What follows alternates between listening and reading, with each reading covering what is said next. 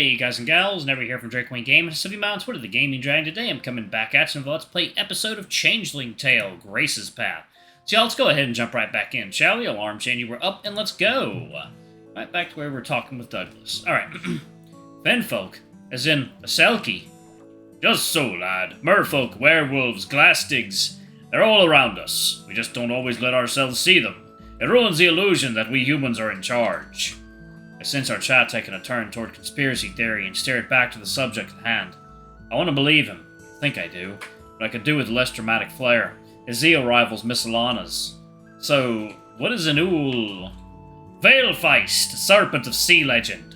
Behemoth of the deep. Behemoth? Grace may be large, but a behemoth she is not. Aye, when this wee one grows up, she'll make a whale look petite. And woe to us fishermen when the loch is emptied clean of its bounty, all consumed by the beastie's ravenous appetite. Could Grace really get that big? Could I be the key to that kind of growth? I run Douglas's words from my mind again, trying to distinguish fact from myth, a line that has blurred considerably since Grace's transformation. If the Ula fists are so large, how could they possibly have stayed hidden for so long? The loch runs deep, lad. The deeper than you or I could possibly imagine. A Veilfeist can keep herself hidden for a lifetime in these black waters. Why would I want to hide? Ah! Grace! Begone, foul beast! I'll hold her off, lad. Make haste ashore! Douglas makes a whack to whack Grace with an oar, which lands with a splash where her head used to be. She pops back up a few feet away. I told you, Mr. Crannock. I'm not a mermaid or an oogle-fest. It's just me, Grace. Grace MacLeod. Forgive me by that plate of haggis, but I know what I see with my own two eyes. Roll my own two eyes with both of them. What a pair. It pains me to say it, but she's right, Douglas. This is no noble beast of legend. She may look different, but this is the same cheeky, reckless Grace we grew up with. Hey, I am too noble. You know about her. Before I can answer, Grace chimes in. Aye, he's my boyfriend. Her tongue lingers deliciously on each syllable to see just how far Douglas's eyeballs can budge out from his bushy eyebrows, I suspect. My boy, you don't know what you're dealing with. Look over at Grace, who wears a grin at once both innocent and impish. I can't argue with that. It's no laughing matter. This creature may have once worn the guise of a young lass, but she be of the sea, and the sea keeps its own. What's that supposed to mean? Douglas's earnestness fades to melancholy. It means ye be destined for heartbreak, Master Campbell. Grace breathes in sharply, meekly taken aback by his harsh candour.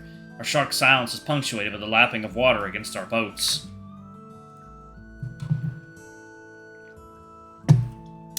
Douglas, do you have some experience in that regard?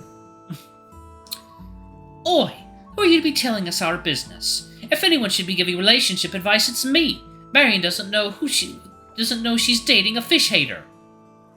Grace. I sense Douglas's skepticism is deeply entrenched, small-minded and entirely unfounded. Right? Grace is Grace. Her new body hasn't changed that. She's just a normal, everyday sea serpent who grows larger by the day. Good lord, if Douglas is right, what does that mean of Marion, Jessie? No, Grace's family is plain, ordinary. They're no more fae than I am. I sincerely hope this morning's revelations haven't colored Douglas's view of Marion. Why do you think the whole MacLeod family are secret beasts and fairy folk? Marion is a lovely dear whom I need no help courting, thank you very much. I don't take relationship advice from marine life. See? Fish hater. Some angler you are. If you listen to your catch, you might learn a thing or two. Look what my sister's favourite gifts are. A shadow crosses Douglas's brow. He's clearly as pained as Grace is being a pain. From somewhere behind all that facial hair, the sailor speaks through gritted teeth. I turned down an offer to face to tempt fate. All right. O Lady of the Loch, tell me thy wisdom.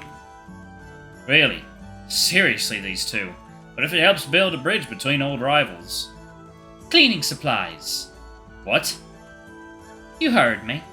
Is Grace being serious? Is this another of her sisterly pranks? Part of me could actually picture Marion thrilled for one of the Oliver Tyt's fresh brooms. I don't believe you or your serpent tongue, you beast. I opened my mouth to defend my girlfriend's honor, only to realize that yes, her tongue is in fact quite serpentine. That's no way to talk to your future sister-in-law. Fine. Try this on for size. The church picnic is around the corner. Ask Marion to accompany you, and she will jump over the moon. But Douglas pauses to think. I can see Grace may be onto something there. But my service, my customers, I can't just... I'll bring you twice what you normally would catch. I promise you. Douglas seems suspicious. Trust her, she'll have them for you in no time. I'll need 3 full barrels by noon, no later. Grace nods, water spraying from her hair. I'll bring 4. Here's a down payment.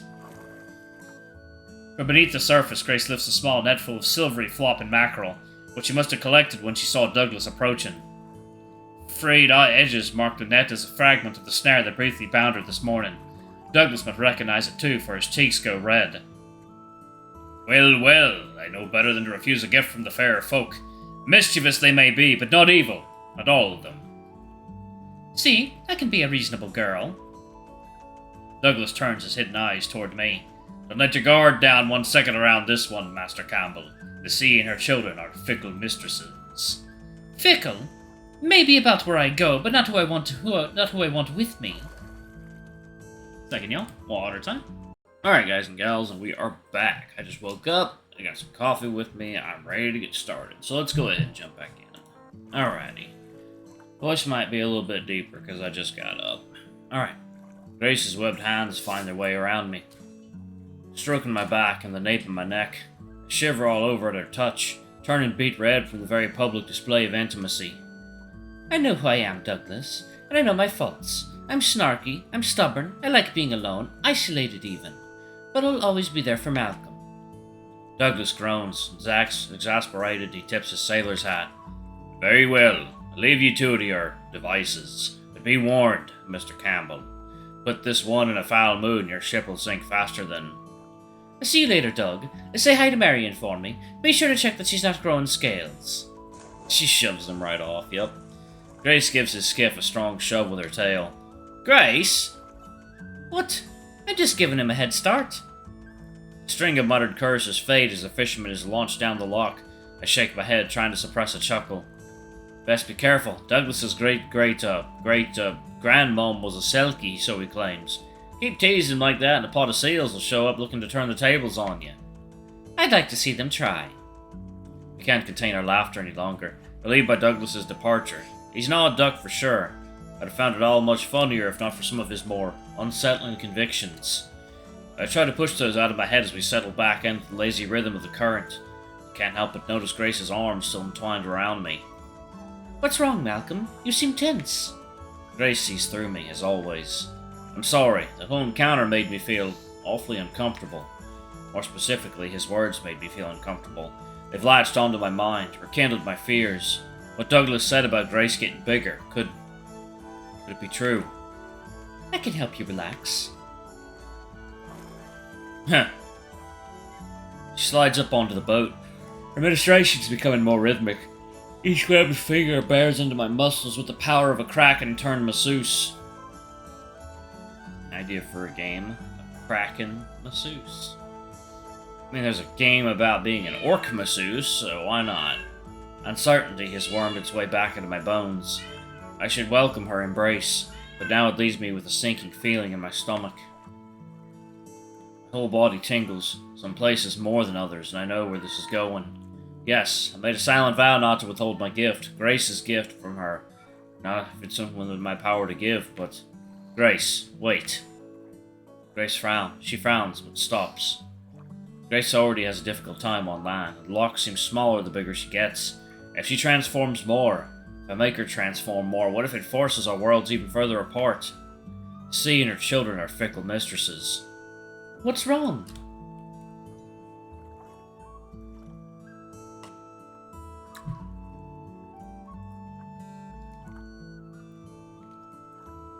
I'm sorry, but... Oh! We're sinking! I could swear her scales become a shade whiter. Water laps at my ankles as the ship struggles to stay afloat beneath Grace's weight. Ah! In one nimble movement, she rolls off the deck and under the boat, and with a jolt, I find myself lifted into the sky. Water pours out of the ship's holes like a tilted watering can. Oof! Sailing's not as easy as it looks.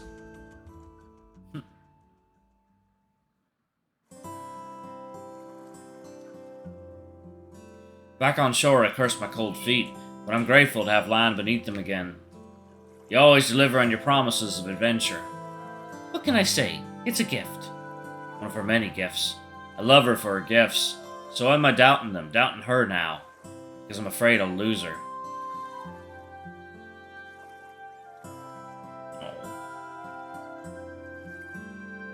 I take a deep breath and wade out into the shallows. I'm concerned about my already inundated shoes and wrap my arms around Grace's hunched shoulders. I'll never want to let go. I had a nice adventure today. Not long ago when we would embrace, I would rest my head atop hers. Now she must bend down and curl her neck just to reach my cheek. Me too. My stomach, already twisted from conflicting emotions, rumbles. Marion had fed me lunch before I departed, but it's already approaching dinner time. Sounds like someone's hungry, and for once it's not me. I laugh and nod, my head pressed against her slippery stomach. Yes, I should go so I don't worry Gran again. I just wish we could spend more time together. We will spend more time together. Don't worry, I'm not going anywhere. It means more to me than she could know. She gives me a wet peck on the cheek and releases me from our embrace.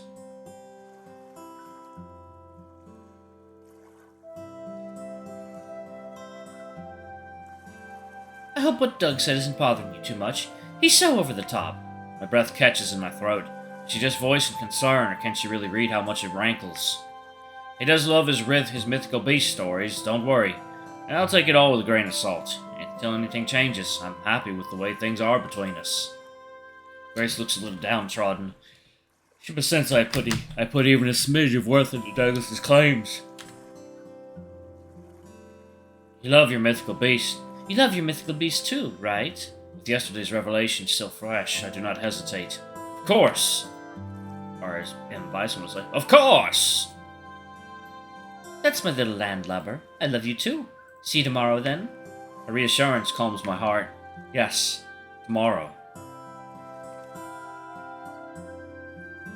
I doff my cap and turn back toward the path up the hill. From behind me, before she disappears beneath the water, I hear Grace call. Say hello to your gran for me, and next time make sure to bring some tools for repairs.